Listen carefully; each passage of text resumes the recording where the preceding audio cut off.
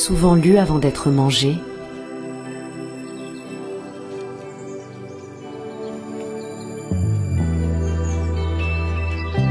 dévorés dans un pain confiance,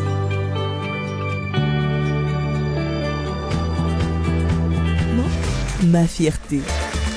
J'utilise BF, pur mélange d'ingrédients pour le respect des couleurs et des textures. Il faut bien comprendre qu'un plan de communication externe pour une PME repose sur des bases qui sont des étapes et qui sont à la fois des bases scientifiques.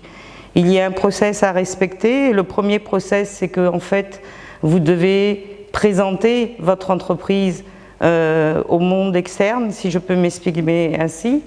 Présenter votre entreprise en lui donnant une identité visuelle, en lui donnant un positionnement, en transmettant une vision et des valeurs.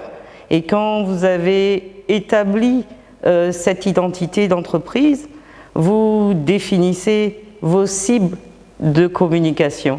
Et une fois que vous avez défini vos cibles de communication, vous passez à la troisième étape qui est de définir et d'évaluer les objectifs de communication que vous voulez atteindre. Maintenant, ce qu'il est important de savoir, c'est que les outils, les supports sont les mêmes, que ce soit pour les multinationales et pour les PME. Seulement, comme on le sait, sur le marché ivoirien, l'entrée en communication est chère.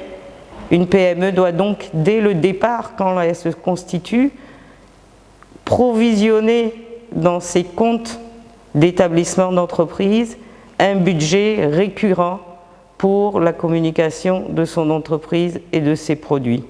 Ainsi, vous allez avoir de l'affichage qui est un média coup de poing par excellence. Donc, si vous souhaitez faire une campagne de communication par l'affichage, l'objectif c'est que tout le monde, c'est le coup de poing, tout le monde voit les panneaux 12 mètres carrés. Si vous utilisez la presse a un objectif de renforcer l'argumentaire de votre produit ou de votre entreprise. Si vous utilisez la radio, elle sert de caisse de résonance à l'ensemble de votre message. Et quand vous utilisez la télévision, c'est pour véritablement transmettre des émotions, transmettre, je dirais, la personnalité invisible que vous voyez à vos différents consommateurs et cibles de communication. Il est important de parfois s'arrêter pour faire un bilan, un audit de ce qu'on a fait, sortir les forces et les faiblesses de cet audit, savoir ce qui est bon en termes de communication, les actions que j'ai faites, qu'est-ce qui est à revoir, et à partir de ce moment-là, se poser et reformuler et refaire et améliorer les différentes prises de parole.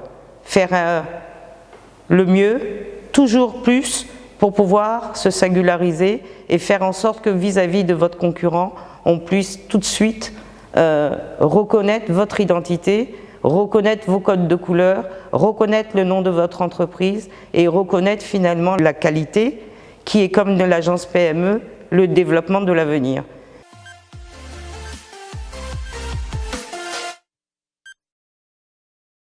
Agence Côte d'Ivoire PME, accompagner l'avenir.